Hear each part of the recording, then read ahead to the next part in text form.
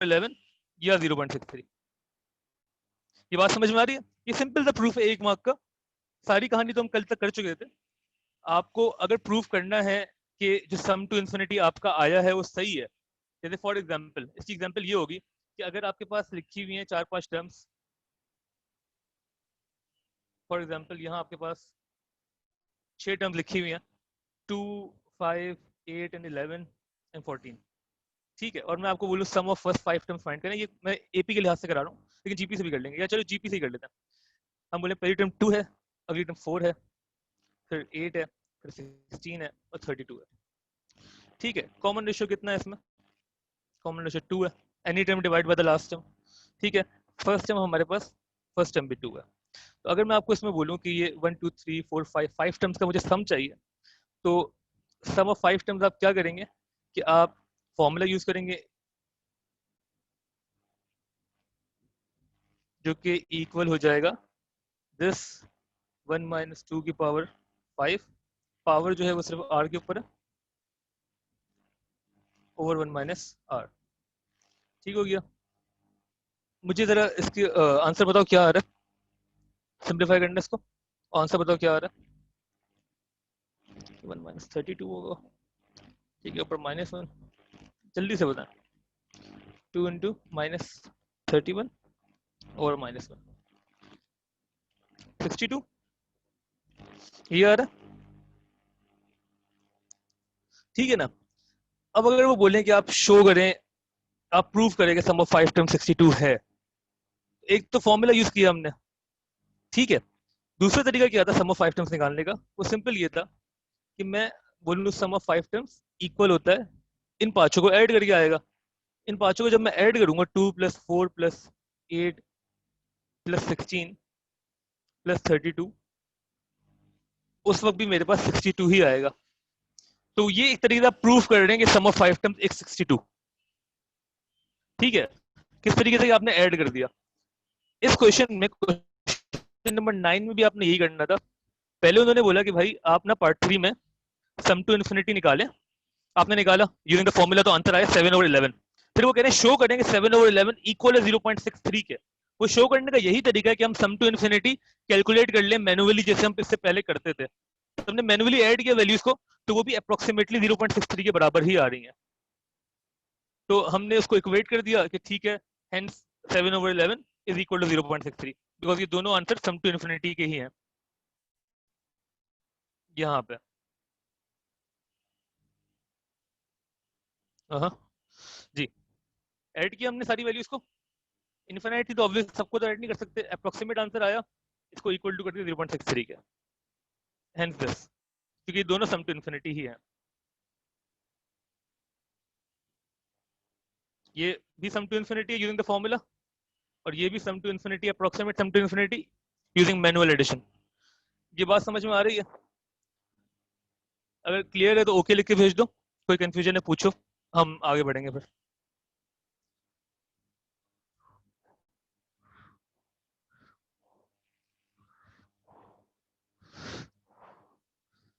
Okay सही है, ये हमारी कंफ्यूजन रह गई थी कल, अल्हम्दुलिल्लाह खत्म हो गई है। अगली आगे वाली क्वेरीज बताओ। अच्छा उससे पहले एक काम करो, जो ये लोग रिप्लाई नहीं कर रहे सारे, कौन है ये लोग? आपने अटेंडेंस मार्क करनी है, अपनी अटेंडेंस मार्क करने के लिए आपने ये करना है कि आपने अपना हैंड रेस करना है। हैंड रेस करने का ऑप्शन है ना आपके पास, हैंड रेस करते हैं सारे।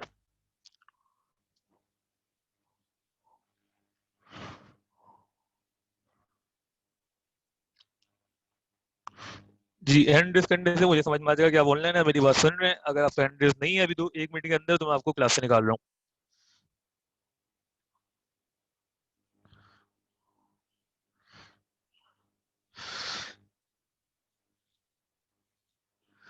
जी, लाइबा शाहम, आप दोनों नहीं है क्लास में।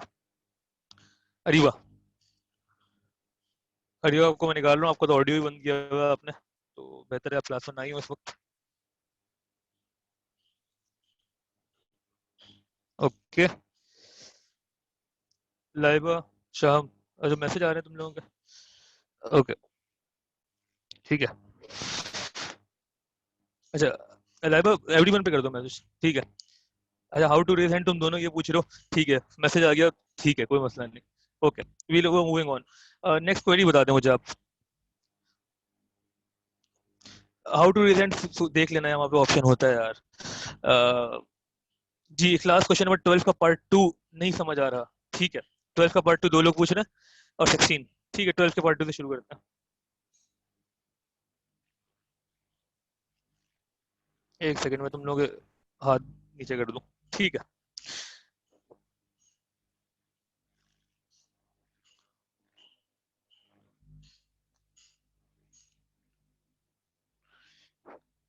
Question number 12 part 2। okay, the sum of the first n terms of a geometric progression is 2 की पावर n plus 1 minus 2। ठीक है, find the first term and the common ratio. अच्छा देखो, ये अच्छा सवाल है भी किसी बोर्ड का। एम जो लिखा है ना, ये मतलब कैम्ब्रिज की किसी रिलेटेड बोर्ड का एग्जाम है, क्वेश्चन है। मैंने इस तरीके का क्वेश्चन आपको एपी में भी करवाया था, और मैं इसको बताता हूँ कैसे करेंगे। तो इन्होंने लिखा 2 की पावर 2n plus 1 minus 2। ठीक है, और ये किसका है? This is the formula for the sum of the first n terms. ठीक है, तो क्वेश्चन नंबर 12 पार्ट 2।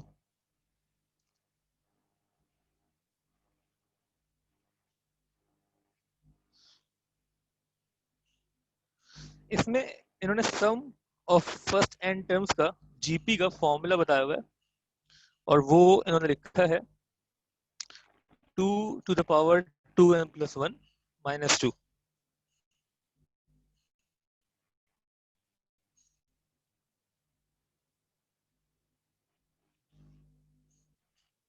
ठीक है, अच्छा हमें ये पता है कि सम ऑफ n टर्म्स का फॉर्मूला जीपी में हमारे लिए होता है a की power 1 minus r, a into 1 minus r power n over 1 minus are.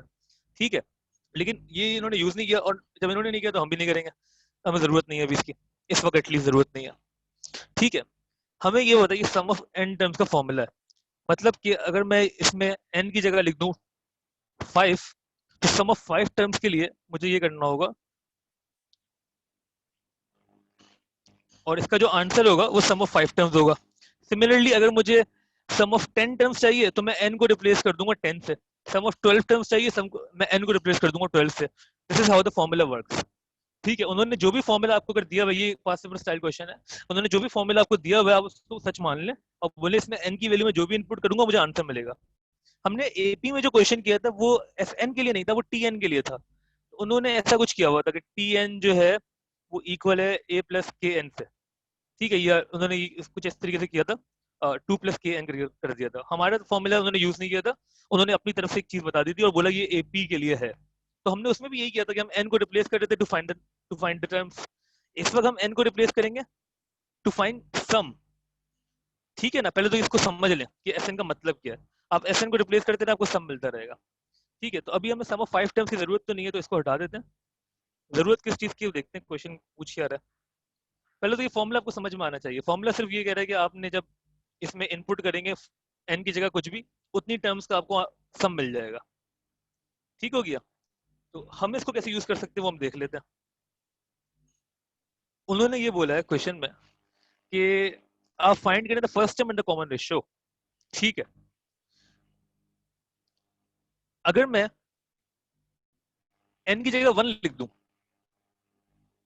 N की जगह 1 लिख दूं, तो इसका मतलब क्या होगा, sum of one terms. Sum of one terms क्या होता है, the first term. Sum of one terms first term ही होगा ना। ये बात समझ में आ रही है? ये जो मैंने बॉक्स बनाया, ये sum of one terms first term ही होनी चाहिए। सम ऑफ टू टर्म्स होगा first term plus the second term. ये होगा, सॉरी, ये जो है first term plus the second term, ये किसकी इक्वल होगा? एक सेकेंड, हाँ, एक सेकेंड वेट करेगा।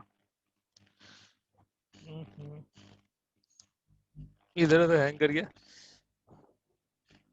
खैर, हमें अगर first term plus second term करेंगे तो हमें मिलेगा sum of two terms, sum of first two terms. ठीक है, लेकिन सम ऑफ फर्स्ट टर्म जो है वो तो ए इटसेल्फ है। ये बात समझ में आ रही है? सम ऑफ फर्स्ट टर्म क्या है? ए इटसेल्फ। तो अगर मैं एन की जगह 1 इनपुट कर दूंगा तो मुझे फर्स्ट टर्म मिल जाएगी। फॉलो करें ना? समझ में आ रही बात? तो ओके लिख के भेज दें। ये F1 इज इक्वल टू ए समझ में आ गया तो ओके लिख के भेज दें।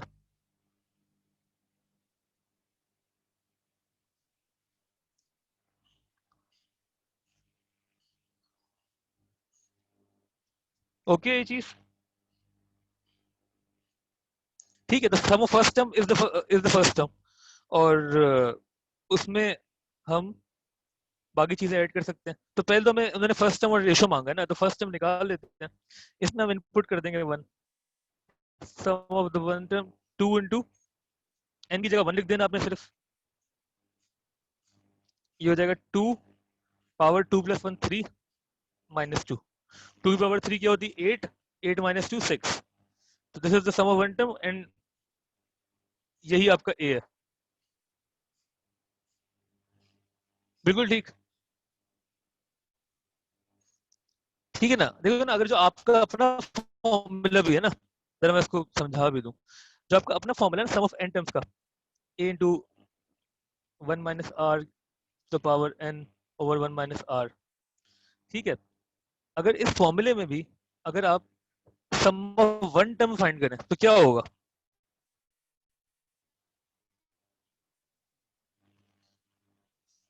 जब आप sum of one term find करेंगे तो वो क्या होगा? A into one minus r की पावर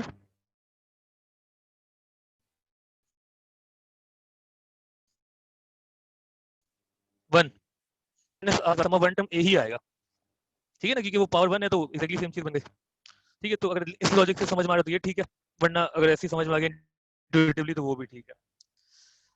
फर्स्ट टर्म आ गई है, कॉमन रेशियो चाहिए। कॉमन रेशियो के लिए क्या करते हैं?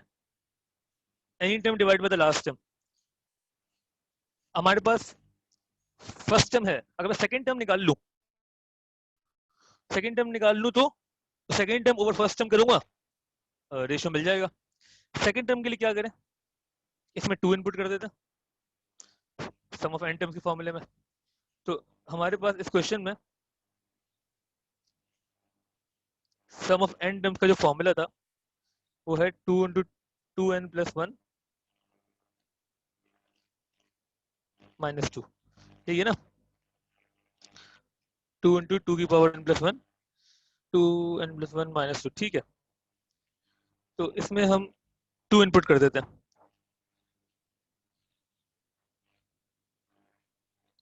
Four plus one minus two, two की power five, thirty two, thirty two minus two thirty. तो ये मेरी सेकंड टर्म है थर्टी, मेरी सेकंड टर्म थर्टी है, ये समझ में आ गया तो ओके लिख के भेज दें। सेकंड टर्म थर्टी है, सेकंड टर्म थर्टी है या नहीं है? है तो ओके लिख के भेज दें।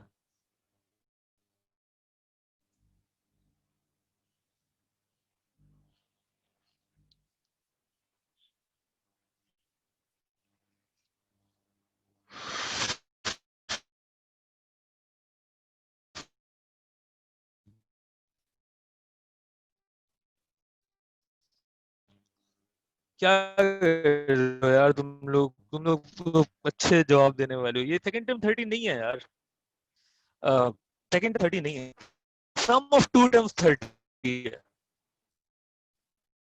आप मेरी बात समझ रहे हैं? हमने सम निकाला है और क्या करेंगे? अगर सेकंड फर्स्ट टर्म में से माइनस कर देंगे ना सम ऑफ टू टर्म्स, कि सम ऑफ टू टर्म्स आया है। सम ऑफ टू टर्म्स हमने कहा ना, first term plus the second term, sum of two terms thirty है। फर्स्ट टर्म जो आपके पास आई थी वो सिक्स थी, तो सेकंड टर्म कितनी हो गई? सेकंड टर्म हो गई ट्वेंटी फोर। ये इंपॉर्टेंट है, एक मिस्टेक कर देते हैं आप लोग आमतौर पर कि सम ऑफ टू टर्म्स को सेकंड टर्म समझ लेते हैं। ठीक है, ये सेकंड टर्म अब आई है twenty four.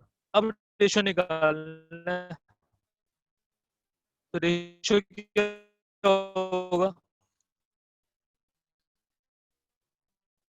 Second term over the first term, twenty जी, तो रेशियो आ गया फोर।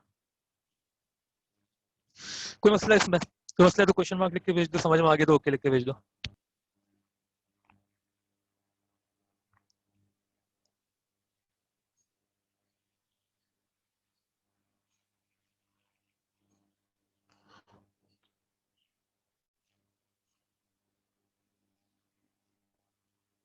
हम्म, सही, बिल्कुल बिल्कुल बिल्कुल। वजीरा सही कह रही हैं, आप इखलास आप भी सही कह रहे हैं। बाकी लोग समझ में आ गई ये बात तो ओके लिख के भेज दो। अच्छा ओके से बेहतर है हैंड रेज ही करवाएंगे सबके, वो बेहतर है, वो डायरेक्ट दिख जाता है उसमें, छाटी करनी भी आसान हो जाती है। ठीक है, तो और कोई क्वेरी? Question 14 part 5। ठीक है।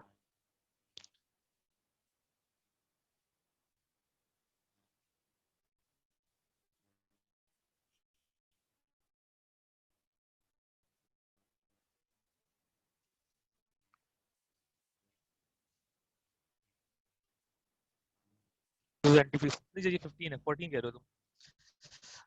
The first four terms in an infinite GP are 54, 18, 6 and 2। ठीक है, पहले उन्होंने रेशियो मांगा, ये आपसे हो गया होगा, सही है, अब मैं नहीं कर रहा हूँ ये। Expression for the nth term of the series, Tn का फॉर्मूला, उसमें आपने a और r की वैल्यू लिख देनी है जो आपके पास अवेलेबल है। ठीक है। Part 3, sum of the first n terms, इसमें भी Sn का फॉर्मूला है आपके पास, और आपने a और r की वैल्यू लिख देनी है जो आपको पता है। उसके बाद find the sum to infinity, simple a भी अवेलेबल है, 54 रेशियो आपने निकाल लिया, 18 ओवर 54 1/3 करके 1/3 आया होगा, तो सम टू इन्फिनिटी भी आ जाएगा, ए ओवर 1 माइनस आर करके फॉर्मूला इनपुट करना है सिर्फ। Part 5, how many terms are needed for the sum to be greater than 80.999। ठीक है, पार्ट 5 में कर रहा हूँ, लेकिन अगर पार्ट 1 से लेके पार्ट 4 तक आपको कोई भी मसला है, तो और तक आपको सब समझ में आ गया है क्वेश्चन नंबर 14 में, तो हैंड रेस कर दें अपना।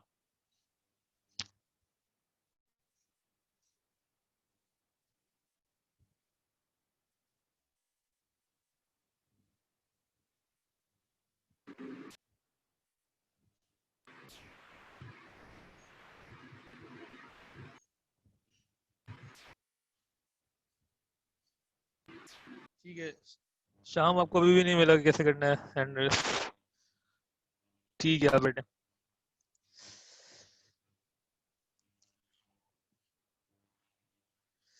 ओके, तो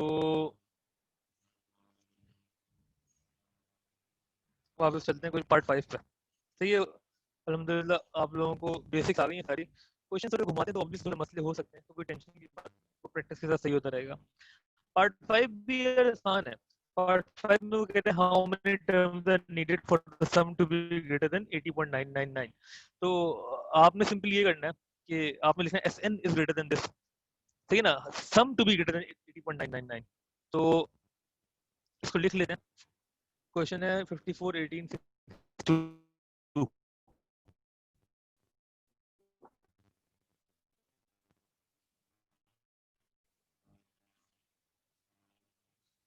है हमारे पास पहली टर्म 54, फिर 8, फर्स्ट टाइम हमें पता है 54 है, कॉमन रेशियो में पता है, 2/6 कर लें या 18/54 कर लें, कुछ भी कर लें, any term divide by the last time, common ratio हमें पता है कि 1/3 है।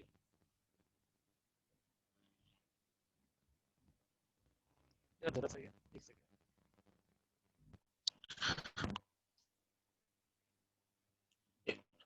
ठीक है, पार्ट 5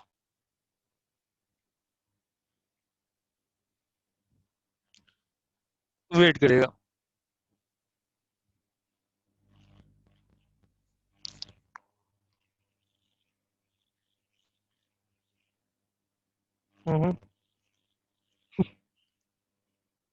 एक मिनट वेट करेगा।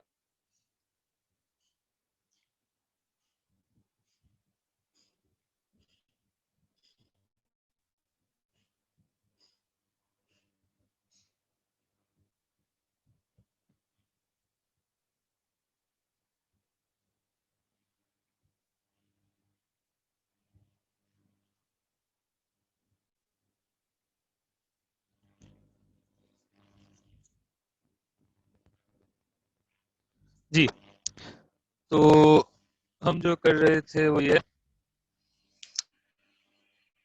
रेशियो में पता है 1/3 है, ठीक है ना, A54 है, रेशियो 1/3 है।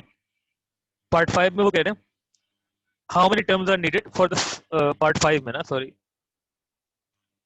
वो कह रहे हैं कि how many terms are needed for the sum to be greater than 80.999। ठीक है, तो सम का फॉर्मूला यूज कर लेते हैं। ये फॉर्मूला हमारे पास a into one minus r की power n over one minus r. इसमें a और r को इनपुट कर देते हैं। a जो है 54 है, r जो है 1/3 है। ठीक है, 1 माइनस 1/3। तो इसको सिंप्लीफाई कर लेते हैं जरा। जगह 54 into 1 minus 1/3 power n divide by 2/3। ठीक है ना। अगर इसको आपको पता है 2/3 को जब मैं ऊपर लेके जाऊंगा वो 3/2 हो जाता है, शायद आपने सीखा हो। अगर वो सही से नहीं भी याद ना तो उसको ये कर लिया करो कि ना आप ना एक स्टेप बढ़ा लो, उसमें कोई टेंशन नहीं है। आपका गलती का चांस थोड़ा कम हो जाता है कि आप ये पता है आपको पूरी चीज जो है, ये पूरी चीज डिवाइड हो रही है 2/3 से। सही है ना। जब ये फ्रैक्शन का मतलब ये है ना, डिवाइड हो रही है। और इसको हम जब रेसिप्रोकेट करेंगे तो मतलब मल्टीप्लाई करेंगे तो रेसिप्रोकेट हो जाएगी। ये स्टेप ना मैं इसलिए दिखाता हूँ क्योंकि अभी तो यार 2/3 है ना, वो पता है 3/2 बन जाएगा। ए लेवल्स में चीजें कॉम्प्लिकेटेड हो सकती हैं। नीचे वो उन्होंने एल्जेब्रिक फॉर्म में कुछ दो चार चीजें लिखी हुई हैं, तो एक स्टेप बढ़ा लें। आप डिवाइड के साइन बनाए, डिनोमिनेटर में जो भी वो लिख दें, ठीक है, फिर मल्टीप्लाई और रेसिप्रोकेट कर दें। एक स्टेप बढ़ाने से कोई टेंशन नहीं होती, आंसर थोड़ा बेहतर हो जाता है। ठीक है, तो ये कितना हो गया? 27 टाइम्स 3 कितना होता है? 81। तो एस एन जो है वो 81 इंटू 1 माइनस 1/3 पावर एन। ठीक है, ये आपने पिछले पार्ट में एस एन की वैल्यू निकाली होगी, यही आई होगी। ठीक है, अब वो कह रहे हैं कि इस पार्ट में S n is greater than 80.99, ये बेसिकली है ना। एस एन जो आपका बार आया था उसको आप लिख दें ग्रेटर देन, तो वो हो जाएगा 81 over into 1 minus 1/3 power n is greater than 80.999। तो 1 minus 1/3 power n is greater than 80.999 over 81। ठीक हो गया। सिंप्लीफाई करो उसको, क्या आंसर आ रहा है? 0 पॉइंट कितना 999, बताओ जल्दी से। इस फ्रैक्शन को सिंप्लीफाई करो, डेसिमल वैल्यू बताओ इसकी।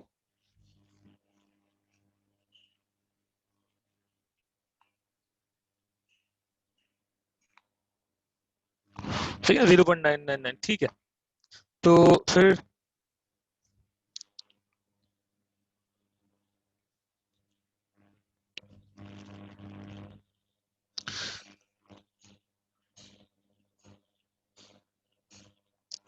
ठीक है, उसके बाद वही आपको दिख रहा है कि पावर अननोन है।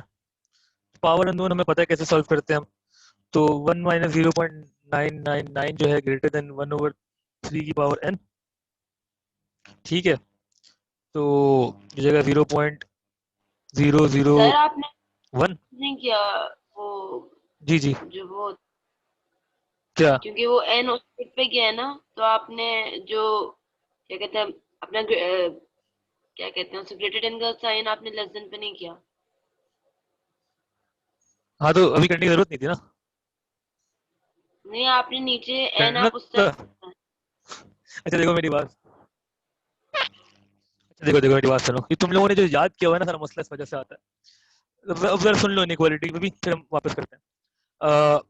लिखा है अगर minus x is greater then 2, ठीक है, तो आप दोनों साइड को मल्टीप्लाई करते हैं माइनस से, फिर आप कहते हैं एक्स इज लेस देन -2।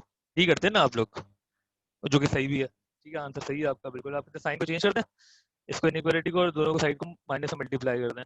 ठीक है, मैं ये आंसर तो यही सही है आपका, बिल्कुल ठीक है। लेकिन ना जो प्रोसेस है ना वो थोड़ा सा मतलब, ट्रिक आपको अच्छी बात है पता है कि हम माइनस से मल्टीप्लाई करेंगे, साइन चेंज कर देंगे, लेकिन आपको इसके पीछे ना लॉजिक भी पता होनी चाहिए हो क्या रहा है।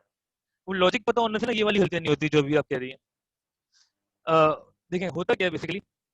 अगर मैं यहाँ से शुरू करूँ वापस, माइनस एक्स ग्रेटर देन 2, तो हम कोई जादू नहीं होता कि साइन चेंज हो जाता है। बेसिकली होता क्या, ये साइन चेंज नहीं होता, और आप ना सिर्फ इसको उठा के यहाँ रख देते हैं। माइनस एक्स को जब आप वहां लेके जाएंगे उसका साइन चेंज हो जाएगा, प्लस एक्स हो जाएगा, और इस 2 को लेकर आप वहां भेज देंगे, 2 जब वहां जाएगा उसका साइन चेंज हो जाएगा, माइनस 2 हो जाएगा। This will read as minus 2 is greater than x.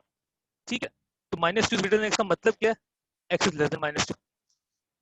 Basically ये मतलब है ना, x is less than minus 2 या minus 2 is greater than x, एक ही बात है। तो ये एक स्टेप हम बीच में खाते हैं और हमने एक ट्रिक सीखी हुई है। वो खाने का मसला नहीं है, मतलब आप खा सकते हैं अगर आंसर सही आ रहा है, अगर आपको लॉजिक पता है तो बेहतर है। ठीक है, यहाँ पे भी हम साइन चेंज नहीं करते। साइन हम यहाँ पे मैंने साइन चेंज नहीं किया, मैंने चीजों को मूव अराउंड किया।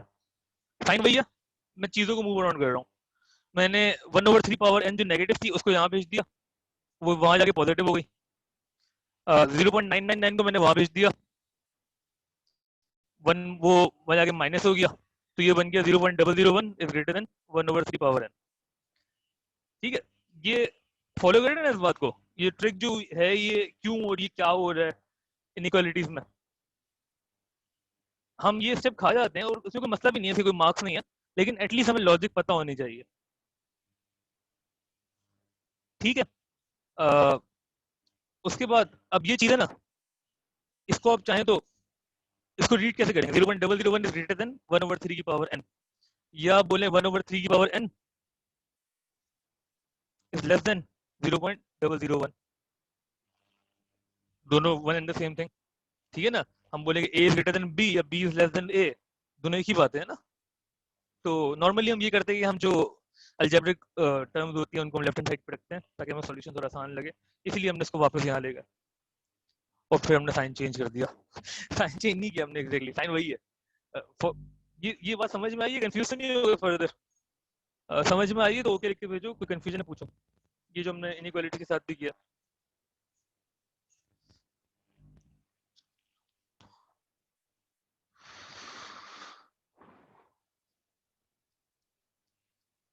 ठीक है, ओके, ठीक हो गया। अ, बिल्कुल सही। तो एक काम करते हैं कि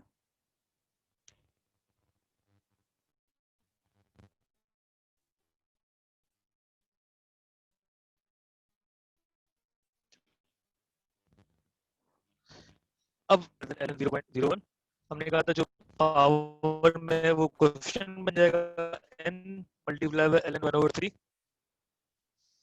इज लेस देन ln 0.01। ठीक हो गया। n इसकी वैल्यू बता दें, ln 1/3 कितना आ रहा है? 0.01 था, 001 था, 00 था ना, ये गलती बताओ ना यार, ये 001 जी। ln 1/3 की वैल्यू बताएं कितनी आ रही है और इसकी वैल्यू बताएं कितनी आ रही है ln 0.001 की।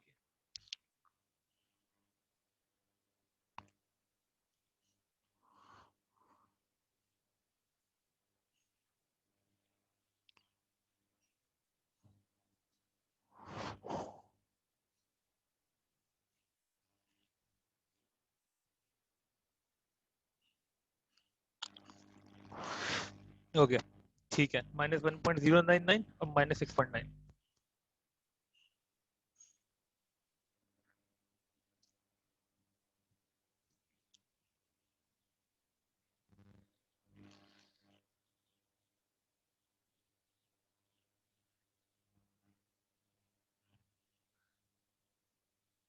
ठीक है, अब आप वही करेंगे 1.099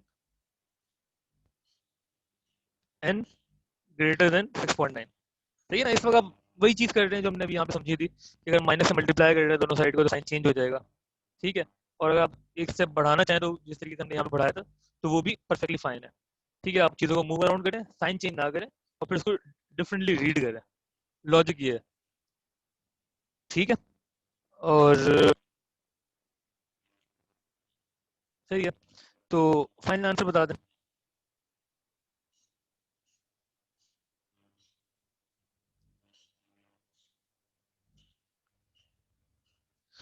और 6.9 जो है वो भी पूरा बता दें ना, 6.285। ठीक है,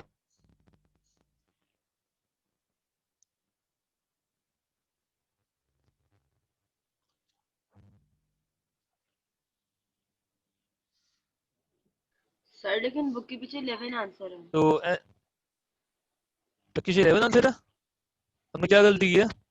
अब तुम लोग बताओ। सर, मैंने भी बहुत ट्राई किया था लेकिन मुझसे भी नहीं होता, बार बार यही आंसर आ रहा था। तुम्हारा आंसर क्या आ रहा था? यही आ रहा था 6 पॉइंट, जी जी यही यही आ आ रहा रहा था था, जीरो। मैंने बहुत 10 से 12 दफा किया लेकिन आंसर यही आ जा रहा था। 6.3 भी नहीं, हम उसको 6 पॉइंट, इसको हम करेंगे 7। 6.2 से ज्यादा 7, ये ना वैल्यू 7, 7 टर्म, ठीक है। अच्छा, एक सेकंड। बुक की विषय कहीं 11 है, और किसी और ने भी चेक किया? जिसने और पूछा था मेरे ख्याल से जब भी पूछा होगा कि आंसर का मसला है, वरना इन इट क्वेश्चन तो स्ट्रेट फॉरवर्ड था कि S n greater than this. एक मिनट में चेक करता हूँ।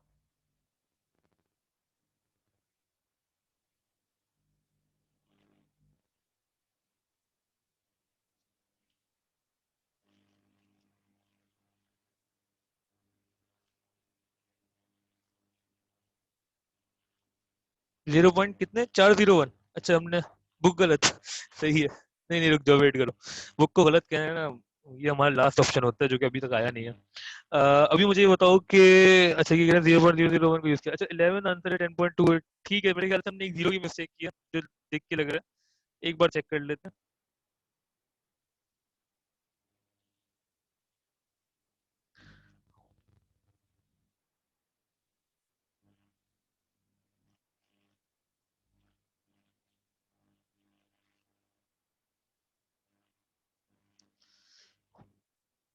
80.999 डिवाइड बाई 81, 0.999, तीन तीन नाइन थे। हाँ, ये 4 नाइन थे। नाइन तो बहुत सारे होंगे, नाइन चलते रहेंगे, है ना, ये मसला है, यही मसला है। ये 999 चलते रहेंगे, ठीक। तो अच्छा, इसमें अगर हम 0.999 के साथ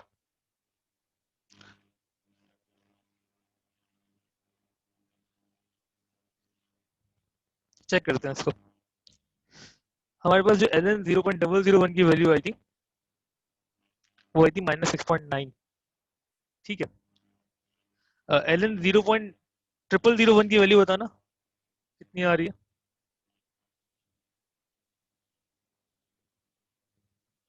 ये कितना आ रहा है बताना जरा।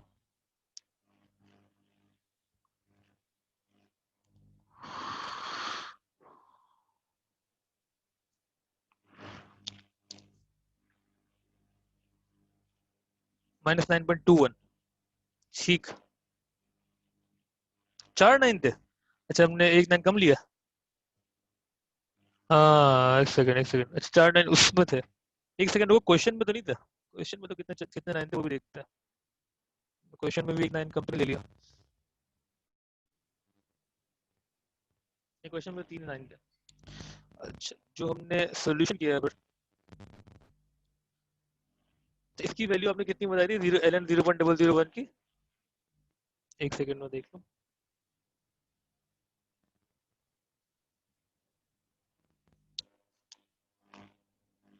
-9.21, ठीक। हाँ, तो ऑब्वियसली इससे तो बड़ा फर्क पड़ जाएगा वैल्यू में। -9.21 हो जाएगा अगर। अच्छा, इसमें होता क्या है मैं बताता हूँ आपको। ये जो चक्कर होता है ना, अब ये फर्क है बुक में और एग्जाम में। फर्क क्या होता है हम ये देखते हैं। ये जो सारा मसला शुरू हुआ है। अच्छा, अगर आप पहले ये वैल्यू रख के देखिएगा, पहले -9.21, यहाँ पे 6.9 की जगह लिखें 9.21 डिवाइड बाय 1.099, इसका आंसर आ जाना चाहिए मेरे हिसाब से। आंसर बताना, 10 पॉइंट समथिंग ही आएगा, 10 पॉइंट समथिंग, और 11 अप्रोक्सीमेट कर देंगे इसको।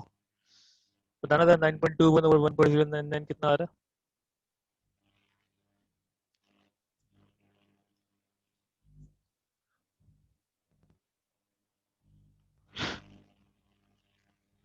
8.38 है।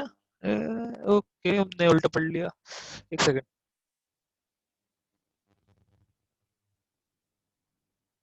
हाँ, ऑब्वियसली 10 3 आएगा, कम आना चाहिए, क्यों आना चाहिए।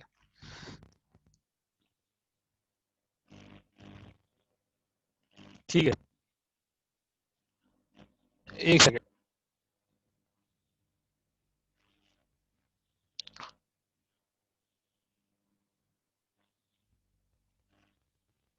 6.9 जो है हमारे 0.001 का क्या आया था, अब वो हो गया हमारा 9.2। ठीक है यार, एक काम करो ना, इसमें ना जरा एग्जैक्ट वैल्यू को ट्राई करते हैं। एग्जैक्ट वैल्यू क्या होगी? एग्जैक्ट वैल्यू जो हमारे पास होगी ना वो होगी डेसिमल वैल्यू। मतलब कि अपने कैलकुलेटर पे लिखो 80.999 डिवाइड बाई 81, लिखो 80.999 डिवाइड बाई 81। ठीक है, और जो भी आंसर आए ना उसी में आंसर में ऐड कर दो 1, सॉरी 1 में से आंसर लेस कर दो, 1 माइनस आंसर कर दो। 80.999 divide by 81, 1 minus answer. Sir अगर जी हम लोग एग्जैक्ट वैल्यू जी ले रहे हैं ना डेसिमल वाली, देन 10.28 आ रहा है।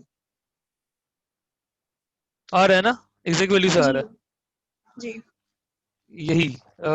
इसको करना जरा वैसे 80.999 डिवाइड बाई 81 और 1 में से माइनस करो और उस पर ln लगाओ, क्या आंसर आ रहा है?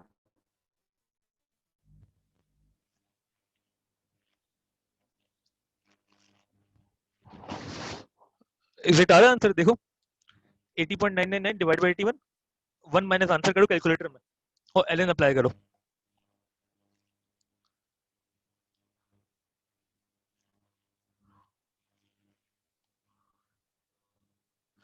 आंसर बताना कितना आ रहा है।